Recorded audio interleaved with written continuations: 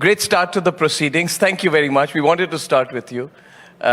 You're the one with an early start, and it's great to have a railway minister who's always ahead of time. Thank you, Anna. That's incredible. Thank you. It's incredible.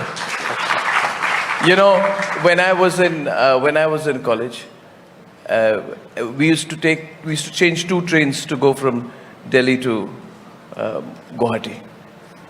But that tells you how old we are. No, things are changing. Things are changing very fast. On a personal note, we have a new connection we found today, which is remarkable. Leave it. Okay, I'll leave it. But we have a Jodhpur connection. We started in the same schools, and so we were just talking about it. It's great to see you. He's an incredible man. I want to tell you a little bit personally about him, some facets of him, Deepti, I think we should share before we start the conversation, because behind every success story is an individual. And I just got to know that Mr. Ashwini Vaishnav, when he was a student in Jodhpur, if I'm not mistaken, Jodhpur, created the first network printer. And when he was doing his engineering, he was the first, before he got into the civil services, he was the first person in the world, and Mohandas Pai was there quite stunned listening to this, the first person in the world as an undergraduate student to integrate sound as a database element. Multimedia database. Have I got the technology part right? I'm still engineer first. You're still engineer first. But this is wonderful. So basically a tremendous innovator who got through the civil services, has worked in the private sector, has been educated at the best institutions, and is now leading what I would say is the greatest transformation. We have the Prime Minister this evening at 8 p.m. And I think I was joking with him that he's seen on more occasions with the Prime Minister, because I don't know how many Vande Bharat trains he's launching every second day. It's wonderful what you're doing. You're transforming the entire landscape. And I asked him one question, and I will leave it at this as the introduction. I said, Mr. Vaishnav, how soon can we change all the trains in the country? No train which is not of this, what I would say, the genre of the new age trains. He said, Arnab, give me less than 10 years. Less than 10 years, all the trains, every single one in the country will be a new age train. And in a country where we used to say, why do we need bullet trains? Why do we need fast trains at all? That's a transformation. So from tinkering to transformation, tell me what really has changed and what is changing broadly, Mr. Vaishnav. Multiple aspects, multiple dimensions, change is happening at practically every dimension. If you look at railways, the vision that Prime Minister has given us is fundamentally transform the passenger experience. Now, passenger experience has 3 major elements. First element is stations. Second element is the trains that they carry. Third element is the entire operations, right from taking the ticket to being safe, having right good food, having hygienic toilets, proper. Entire gamut has to be transformed. We are working on stations. I'm sure you are aware. By now we have started physical work on about 200 odd stations. And another 6 months we'll be practically working on about 1,000 odd stations, 1,200 to be precise. And some of these are very large and iconic stations, and many of them are mid-sized stations, because each station in a small town or a small city is like the fulcrum of that urban life there. Take the case of Devband in Uttar Pradesh. That station basically is, that station and the road leading from there is practically the entire city, right? So if we transform the station, we are transforming that entire town. So that kind of thought process is there. Then the trains. So Vande Bharat trains will be in 3 formats. First is the chair car format that you are currently seeing. Second will be a Vande Metro format, and third will be a Vande Sleeper format. So if you look at the entire transport economics, up to 200 kilometer, road is the best medium of transportation. From 200 to 1000 kilometers, rail is the ideal transportation mode. Beyond 1000, air is the ideal. So to cater to this entire spectrum, we are designing a Vande Metro which will be for short distances. Cities which are located, let's say, within 200 kilometers. So you can have a very frequent shuttle kind of thing, like what you see in Europe, like what you see in many other parts of the world. Shuttle kind of thing between two cities. Then up to 500, 600, this seat chair car. And beyond 600 kilometers, sleeper version. And that will be what you said about coming from Guwahati to Delhi. That will be, Vande sleeper will be for Guwahati to Delhi kind of distances, where you can very comfortably about 16 hours, 14 hours, you can come to Delhi. That kind of journey will be there. Third is, of course, the entire user experience around. So, for example, IRCTC website, we are increasing the capacity 10x. So that kind of change we are trying to bring, so that we have put a very good AI-powered chatbot, which is today, if you simply ask, the chatbot will reply in audio, and you can almost like chat like that, and you'll get practically every query answered about any train in the country. It's very powerful. It's really powerful. You need to experience it. Toilets, we are fundamentally changing the toilets, practically every aspect. So you've raised expectations, basically. Our Prime Minister, if you do up to here, he'll say, no, this is the bar. We work up to here, he'll say, no, this is the That's amazing.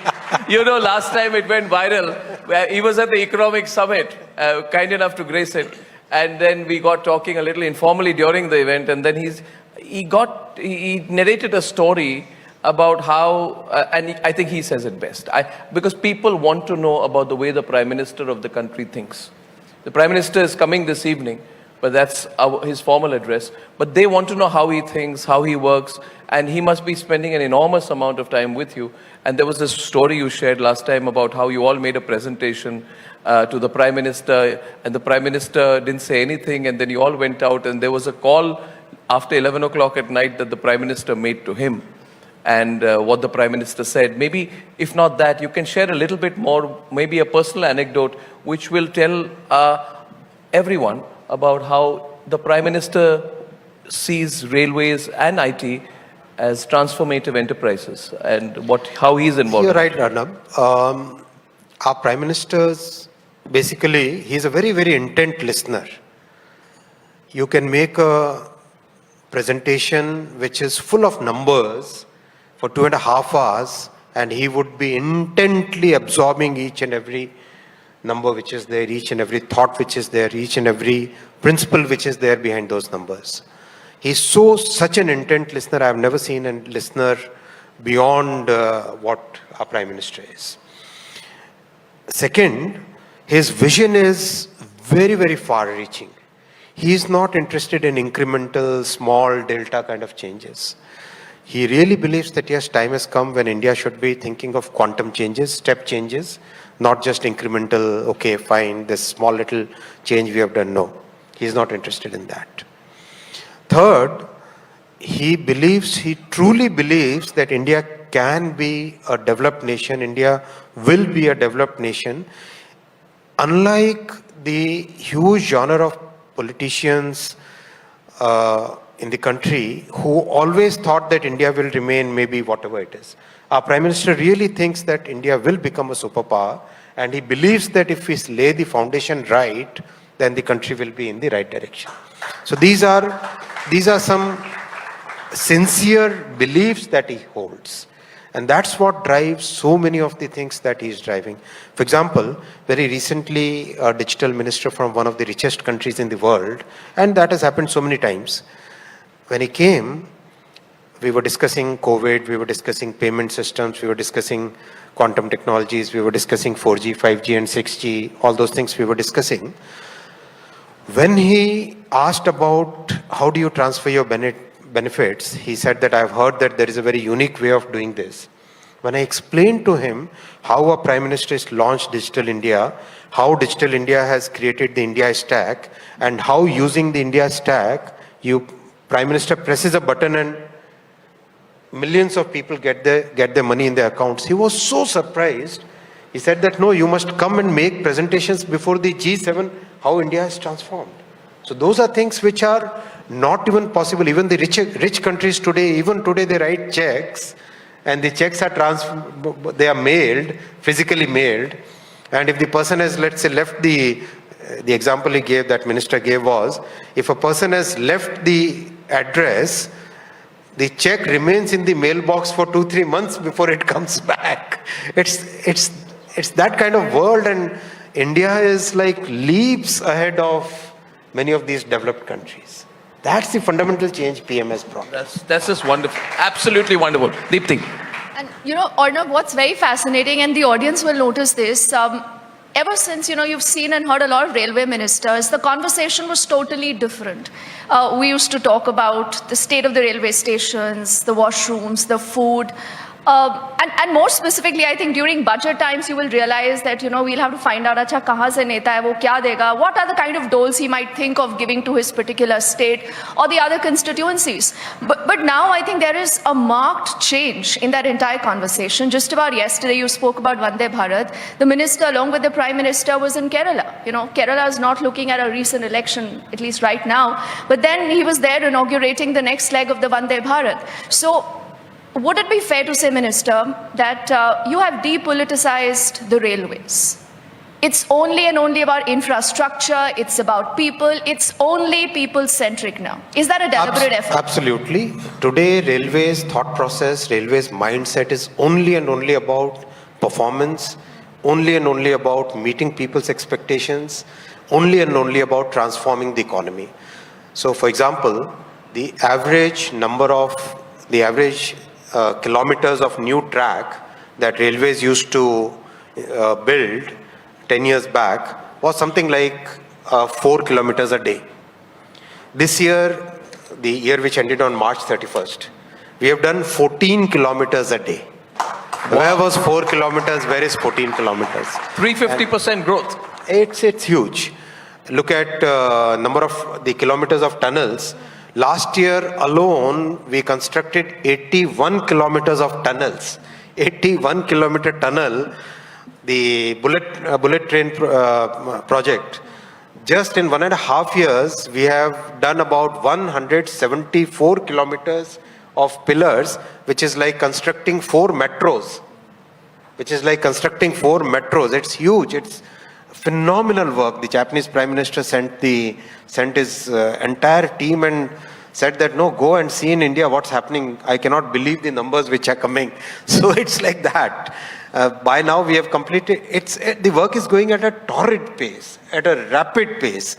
That's the only focus. We are ramping up production of Vande Bharat trains, phenomenally transforming the stations. The Kavach automatic train protection system which has come, whole world is watching it, and actually one of the largest railway companies in the world, their chief technology officer recently came and met me, and he said that we are so impressed by Kavach that we think that the entire North America, South America, Africa, Australia and Southeast Asia, minus Europe and China and Japan, everywhere else the world will adopt Kavach as the standard ATP.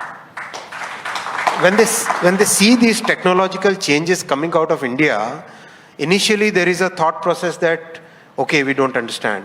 But once they go deep in it, then they understand that, oh, we should have done it 10 years back. Then they realize that, no, we have fallen behind, and time that we catch up by copying what India has done. That's the fundamental change. I think it's the scale. I think if you ask me, it's the scale. Everything that you're doing, Mr. Vaishnav, and that's why you seem to be more and more energetic every time I meet you these days, is scale.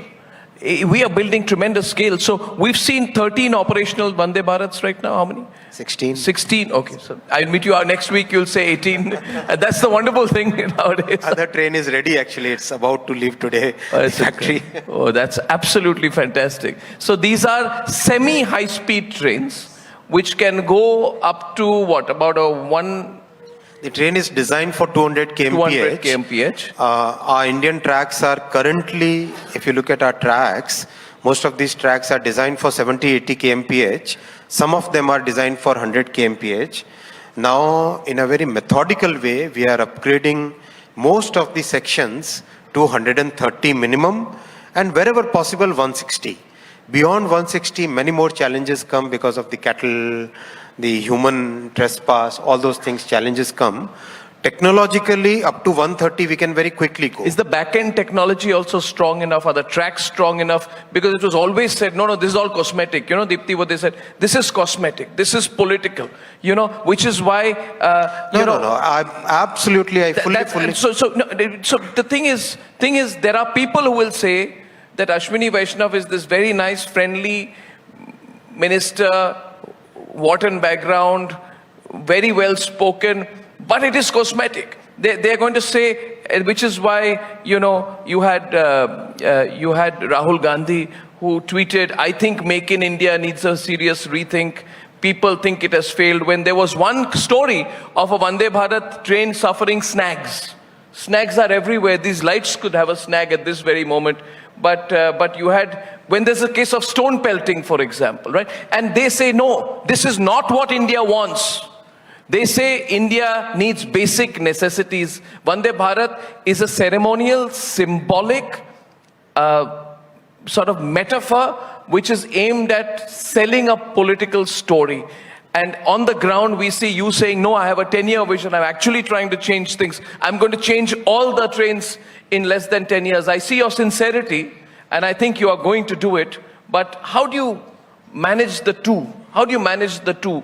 Because what I think you're doing is that you're saying 10-year vision. You're not even saying 2047. You're saying 2033. You're right. You are absolutely right. There is a political discourse around it. There is a large section of political establishment which doesn't like Vande Bharat.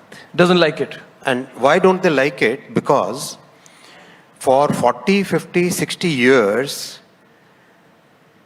that political class continuously gave trains which were of 1940s design, 1950s design, 1960s design. They never upgraded when the world was going at a rapid pace far ahead. They kept India in a very dark situation where their only thought process was give some crumbs and keep milking this entire population as a vote bank. Our Prime Minister fundamentally changed that entire thought process and political discourse. He says that we have to empower our people. Look at the children who are traveling in these trains. Look at the young people who are traveling in the trains. Look at their videos. Go to YouTube. Yesterday, one person from Kottayam, he has about 2.5 million followers, YouTuber.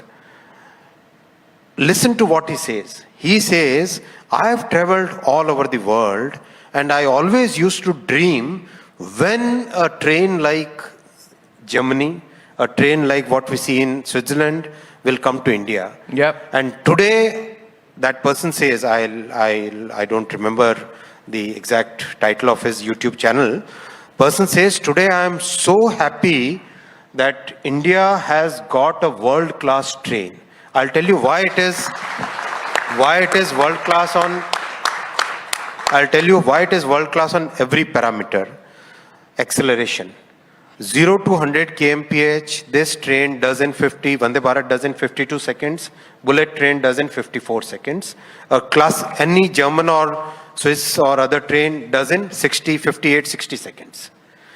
The ride index, despite whatever condition of our tracks is today, and we are continuously upgrading them, you keep a glass of water in Vande Bharat and the water will not spill. You try doing that in other trains in Germany. I tried doing that from Davos to Zurich. The glass shakes. Very different. Noise level inside the train, compared to an aeroplane, noise level within an aircraft, this is measured 100 times less noise inside Vande Bharat.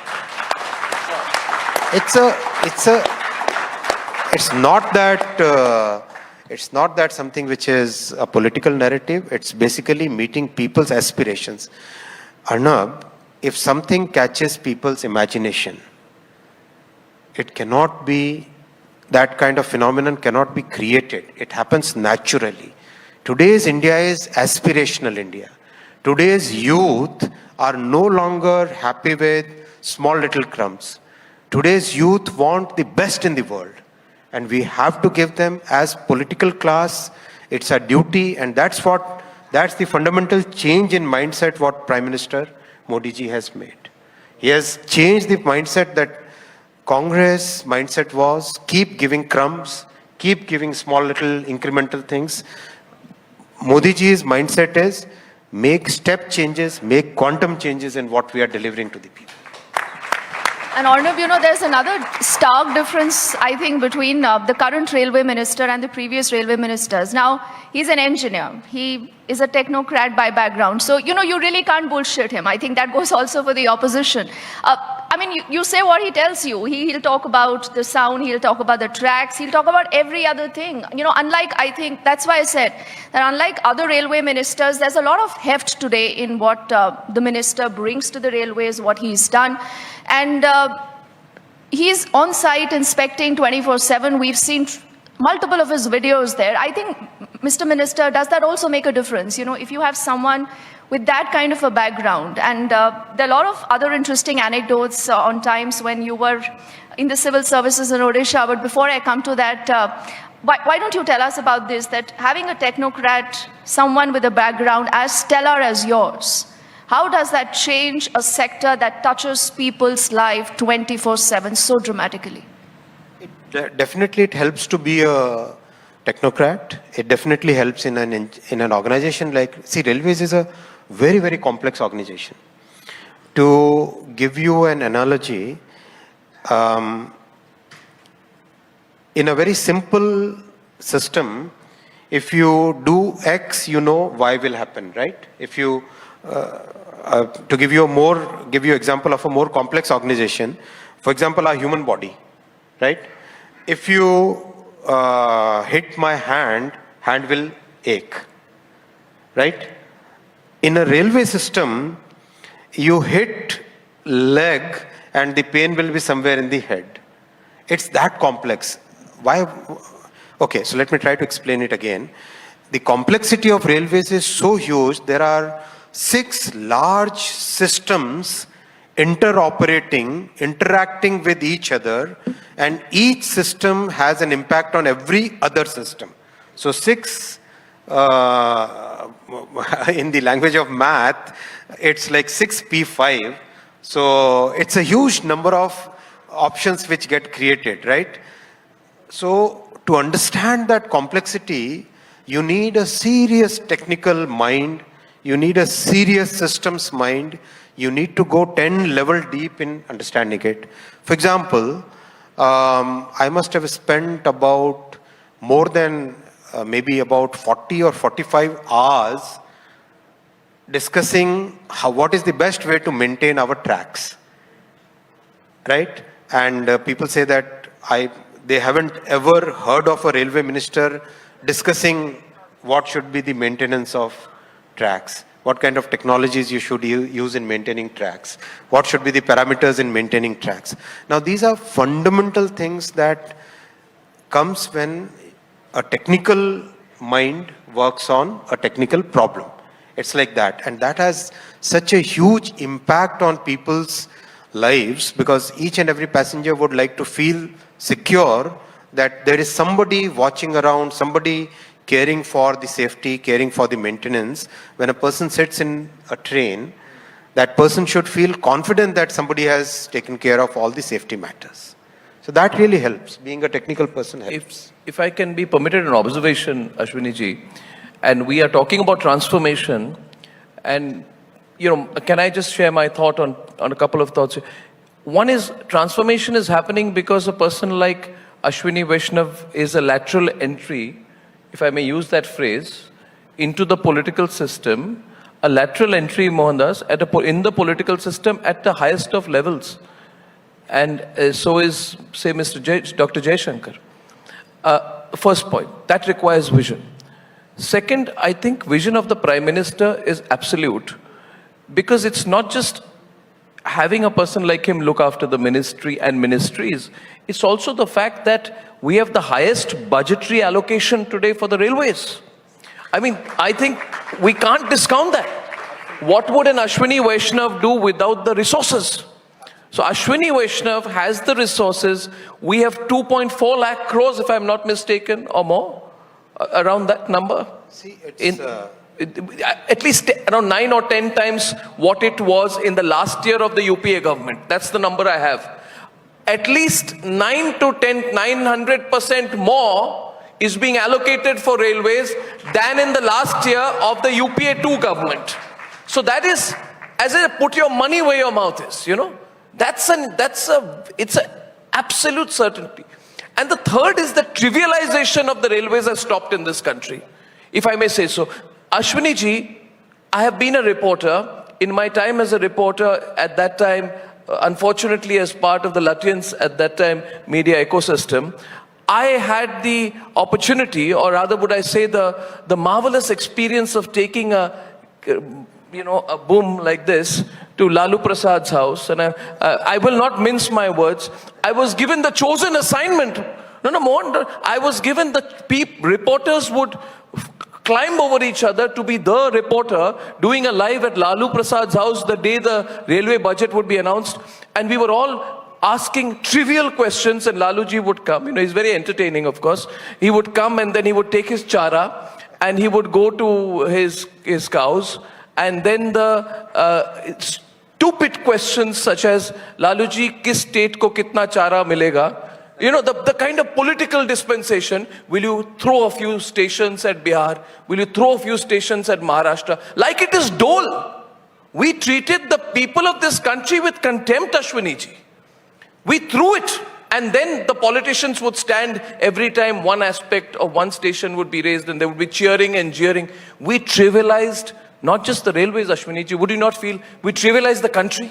Absolutely. Did we not trivialize the people of this country? Absolutely. We treated people like commodities.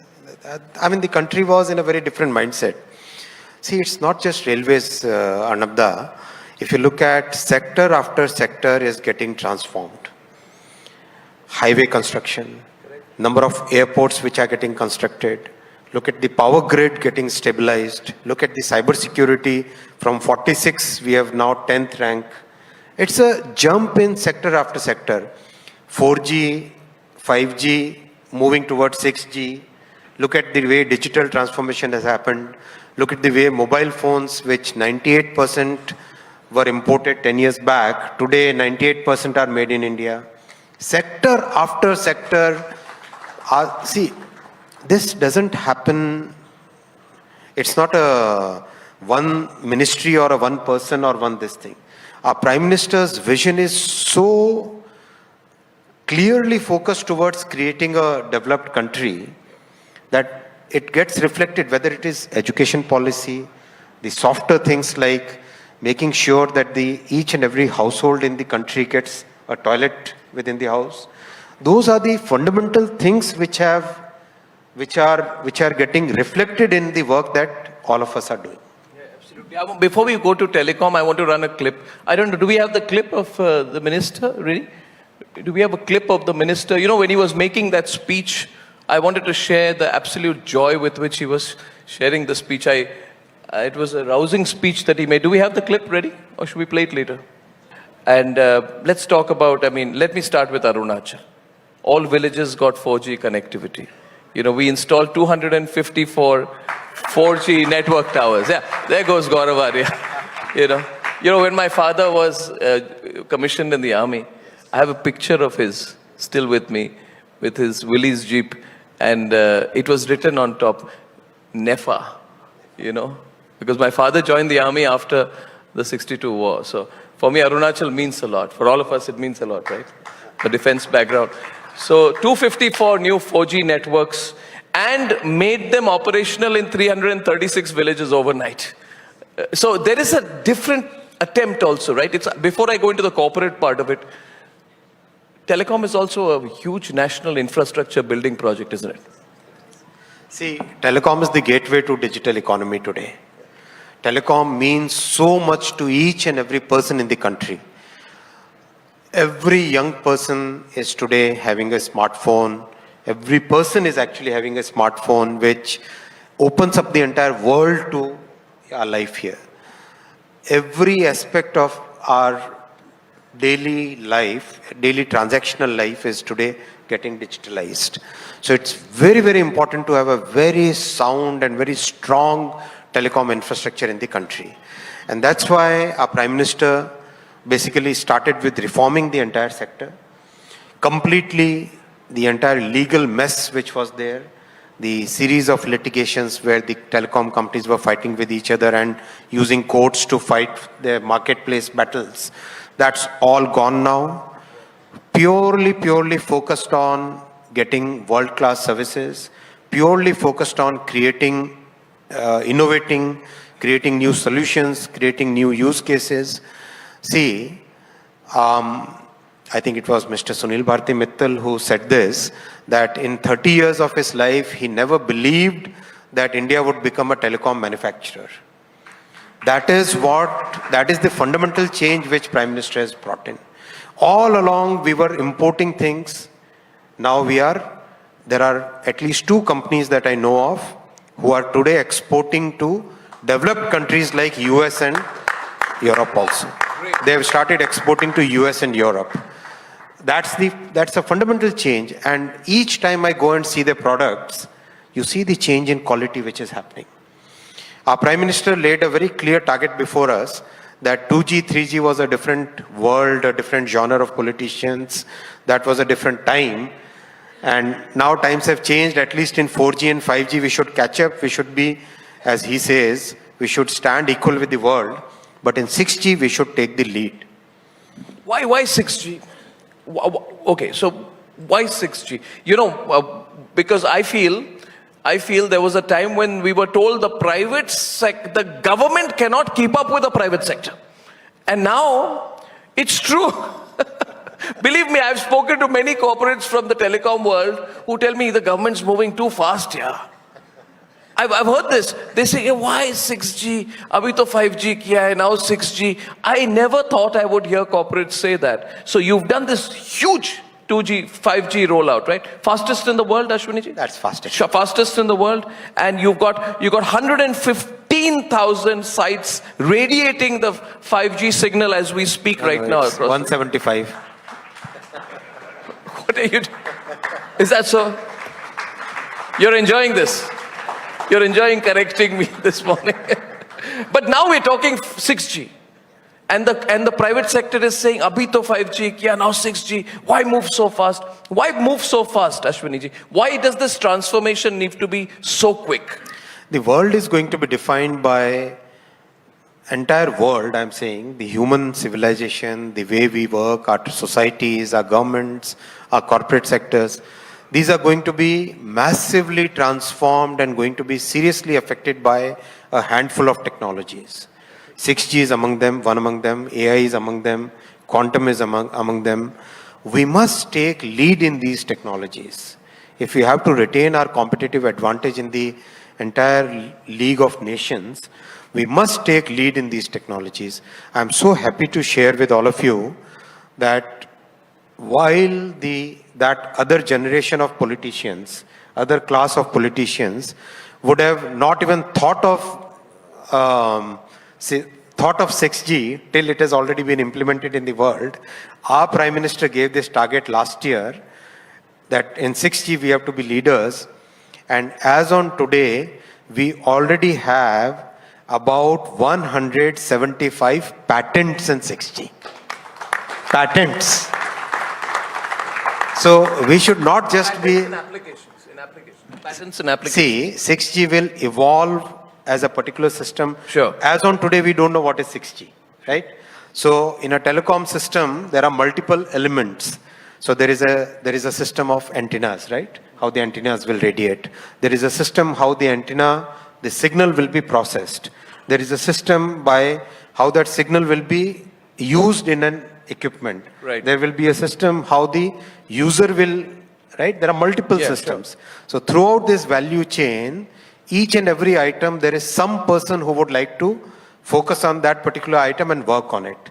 So 6G related technologies, which will go as ultimately it will be a bouquet of thousands of such technological innovations which will be called as sixth generation, right? So 175 patents related to many of them. So today the world has started taking note of it. ITU has started an area office and innovation center in New Delhi, actually in India. So we are today creating a kind of consortium of about 20 institutions where each one of them can think of working on one particular aspect of telecom technology and come out with new solutions. So it's a totally new way of working, new way of thinking. It's a change in mindset, Arnabda. What did Tim Cook say to you when you met him last week? Oh, he was so happy. Tell me. Actually, I must share it with you. I hope Tim doesn't. It's okay. In Republic, we are like this only. So I asked him, I kind of ate his brain. I asked him so many questions. You did? It was like a journalist asking. Yeah. Because I was very curious of how other countries have done, how other countries have gone in their journey. So I kept on asking him, when you first went to China, how was your experience? When you went to Japan, what was your experience? How did companies develop their skill sets? Multiple things. So when I asked him, what do you think about India today? His answer was, I'm amazed at the confidence of this country. Oh, wow.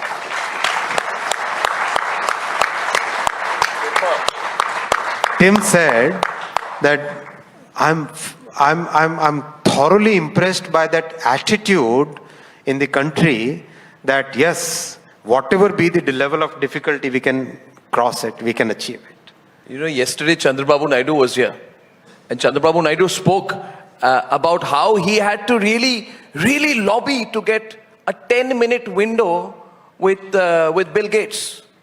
10-minute window. He said, I kept asking him and he said, we're not meeting people from the government. We're not meeting anyone. He said he was fobbed off and then he got a 10-minute window. So that's also how much India has changed. Deepti, over to you. Recently when Bill Gates was here, his point was that what India has done at a population scale, the kind of digital India stack that has got created, this is something no other country has been able to do. But are you overspending on things like 6G? See, again, I'll put this to you. Are we chasing a dream that may not be necessary? People say this country needs roti, kapda, makan. We don't need 6G. Yeah, it's allow me to complete. There is a report. There's a CRISIL report which says only. Don't look at my notes. It's not for you. The problem is, see, I didn't cheat we were in the same school, so don't look at this. Okay. So I'm saying that there is this CRISIL report which says only a third of the country's data users are likely to switch to 5G by 2025, And there are only 2 crore 5G customers in a country which has 1,156 crore mobile phone subscribers. So they are saying maybe a little bit of overreach, overspending, no? I'll give 2 examples. First example, in a village in Odisha, people ask me that it's okay, rice, those things, all those things are okay. What we want today is world-class connectivity. This is village in Odisha. Second, one of the world's most prestigious consultancy firm, I won't take any name, said that mobile phones will have a market which was, the way they projected was a minuscule number. People, many of these professional firms, they underestimate people's capacity, people's aspirations, people's ability to adopt to change. So I think much like Mr. Minister, you've changed the conversation around railways, telecom, which was once, I think, mired in charges of corruption, and a lot of other things that you've spoken about. It's fantastic that there is so much meat, in what we've heard from the minister. There's so much to ask him and discuss. 2 little things I want you to put our focus on in the next few minutes. One is about the social media. There's a lot of concern about, is the government wanting to control the narrative on the social media? Is that what the government intends to do? How are you looking at that entire arena? And what about the data protection bill? I mean, where does that stand? And how would you decipher that? Our lives are today so deeply affected by social media by the various platforms, the various ways of consuming new information, that there is a need for every society in the world to look at how the interaction between technology and society is happening. And I can tell you, my interactions with digital ministers of countries where liberal thought is like it's like cast in stone kind of thing. Even those countries, they are seriously concerned about what is the impact of new technologies on their social, on their society, their institutions, the fundamental structures that they have.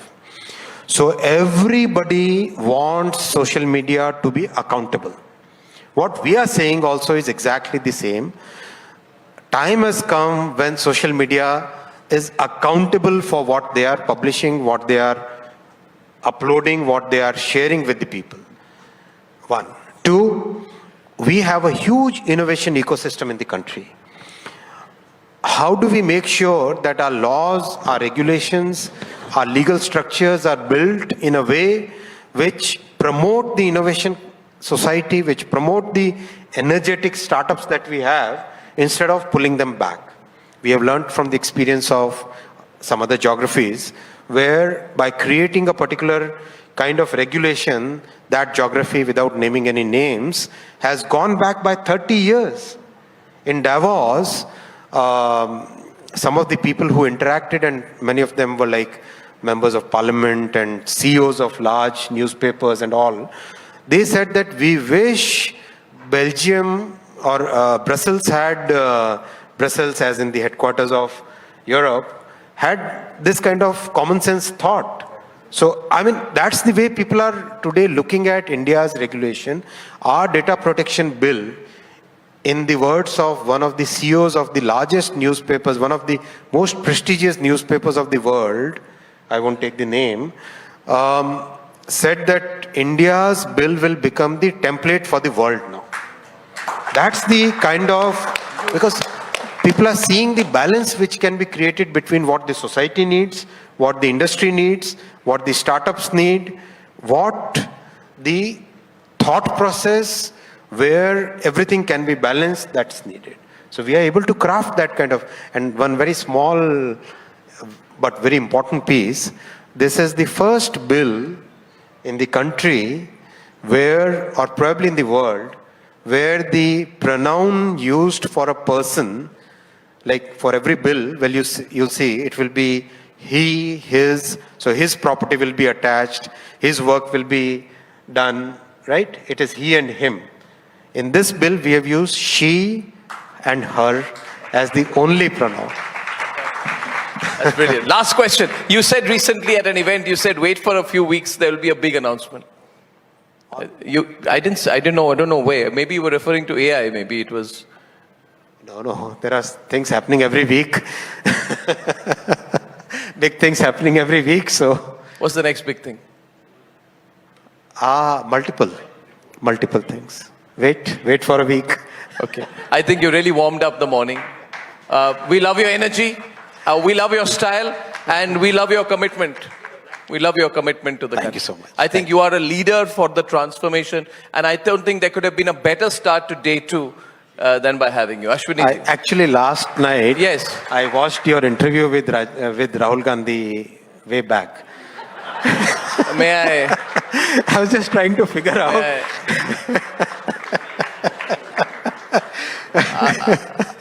May I ask you what any specific interest? No, just for entertainment. For fun. I am fully capable of providing further entertainment provided the other side obliges. Fantastic, Ashwini. Thank you.